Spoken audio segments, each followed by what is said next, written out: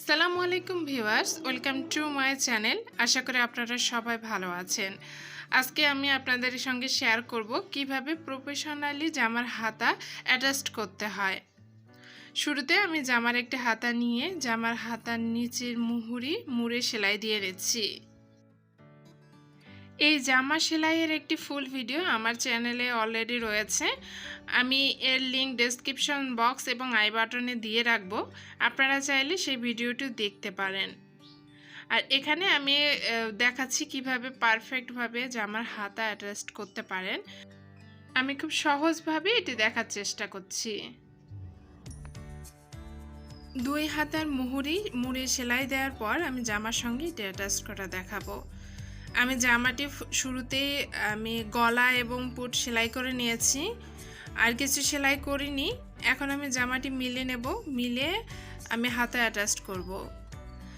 জামাটি আমি সোজা দিক দিয়ে মিলিয়ে নিচ্ছি। অবশ্যই সোজা দিক দিয়ে মিলিয়ে নেবেন এবং হাতাটি রাখবেন উল্টা দিক দিয়ে। আমি ভিডিওতে দেখাচ্ছি, আশা করে দেখলে আপনারা বুঝতে পারবেন। হাতা অ্যাটাচ করার সময় কয়েকটি বিষয় লক্ষ্য রাখতে হবে।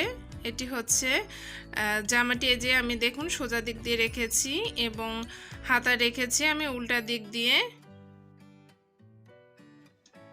হাতার মাঝখানের অংশের সঙ্গে জামার যে পুটের সেলাই রয়েছে সেই সেলাইয়ের সঙ্গে মিলিয়ে এরপর হাতাটি অ্যাটাচ করতে হবে। এছাড়া আরেকটি বিষয় লক্ষ্য রাখতে হবে, এটি হচ্ছে আমরা যখন হাতার তলপাট কাটি নেই, এই যে দেখুন এই যে আমি তলপাট কেটে নিয়েছি, এই তলপাটটি অবশ্যই জামার সামন পাটের অংশের সঙ্গে রাখতে হবে। এটি অবশ্যই আপনারা মনে রাখবেন। তলপাটটির কাটা অংশটি সামন পাটের সঙ্গে মিলিয়ে এবং পেছনের অংশটিকেও পেছনের অংশের সঙ্গে মিলিয়ে সেলাই দিতে হবে। এই যে দেখুন এভাবে মিলিয়ে সেলাই দিতে হবে।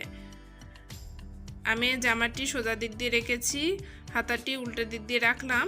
এখন হাতার মাঝখানের অংশের সঙ্গে পুটের যে সেলাই রয়েছে সেই সেলাইয়ের সঙ্গে মিলিয়ে হাতাটি বসিয়ে এরপর অ্যাটাচ করে নেব। আর হাতার তলপাটের অংশের সঙ্গে মানে সামন পাটের অংশের সঙ্গে সামন পাট মিলিয়ে এরপর আমি সেলাই দিয়ে নিচ্ছি। সব কিছু মিলিয়ে নেওয়া হয়েছে, এখন আমি জামার হাতা অ্যাটাচ করে নেব। অবশ্যই এই কয়েকটি বিষয় আপনারা মাথায় রাখবেন, তাহলে আপনাদের আর কোনো সমস্যা হবে না। এভাবে হাতা অ্যাটাচ করে নিলে হাতার ফিনিশিংও খুব সুন্দর আসে এবং পরবর্তীতে যদি আপনাদের জামা টাইট লাগে বা জামাটি আরেকটু ঢিলা করার প্রয়োজন হয় তাহলে আপনারা খুব সহজে জামা ঢিলা করে নিতে পারবেন। আর আরেকটি ওয়ে রয়েছে জামা হাতা অ্যাটাচ করার, সেটি হচ্ছে জামাটি সেলাই করার পর এরপর হাতাও সেলাই করা নিয়ে এরপর হচ্ছে জামার হাতা জামার সঙ্গে অ্যাটাচ করে নিতে হয়। তো এই প্রসেসটিও সহজ, আমি চেষ্টা করব পরবর্তীতে সেই প্রসেসটি নিয়ে আপনাদের সামনে উপস্থিত হতে। তবে আমি বলবো যে এভাবে আপনারা হাতে অ্যাটাচ করবেন, এটি খুব সহজ এবং পরবর্তীতে যদি জামাটি আর ঢিলা করার প্রয়োজন হয় বা একটু টাইট করার প্রয়োজন হয় তাহলে এই প্রসেসে করলে খুব সহজে করা যায়।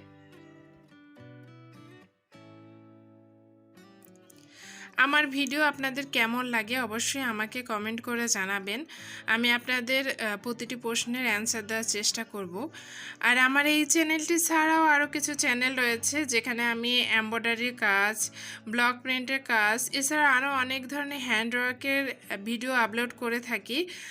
আমি সবাইকে রিকোয়েস্ট করব আমার চ্যানেলগুলো ভিজিট করে আপনাদের যদি ভিডিও ভালো লাগে তাহলে অবশ্যই আমার চ্যানেলগুলো সাবস্ক্রাইব করে বেল বাটন অন করে রাখবেন।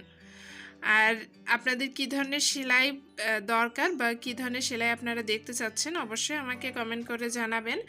পরবর্তীতে আমি সেই টাইপের সেলাই নিয়ে আপনাদের সামনে উপস্থিত হব।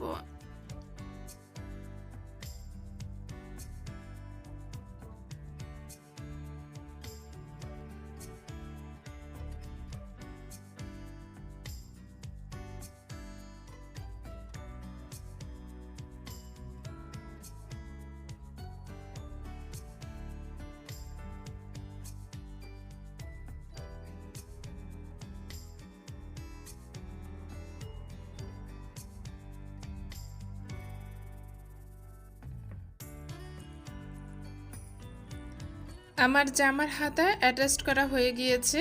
দেখুন কত সুন্দরভাবে ফিনিশিং এসেছে। এভাবে জামার হাতা অ্যাটাচ করে নেওয়ার পর হাতার মুহুরি থেকে আপনারা হাই পর্যন্ত সেলাই দিয়ে নেবেন, তাহলে জামাটি অ্যাটাচড হয়ে যাবে। আমার ভিডিওটি যদি আপনাদের ভালো লেগে থাকে তাহলে অবশ্যই আমার চ্যানেলটি সাবস্ক্রাইব করে বেল বাটন অন করে রাখবেন এবং আপনাদের ফ্রেন্ডস এবং ফ্যামিলির সঙ্গে আমার ভিডিওটি অবশ্যই শেয়ার করবেন। আপনাদের একটি লাইক, একটি কমেন্ট আমাকে আরও অনেক বেশি অনুপ্রাণিত করে। তাই সবাইকে রিকোয়েস্ট করব আমার চ্যানেলটি সাবস্ক্রাইব করে বেল বাটন অন করে রাখবেন এবং কমেন্ট করে জানাবেন আপনাদের কী ধরনের ভিডিও পছন্দ এবং আমার ভিডিওটি আপনাদের কেমন লেগেছে। ভালো থাকবেন। আসসালামু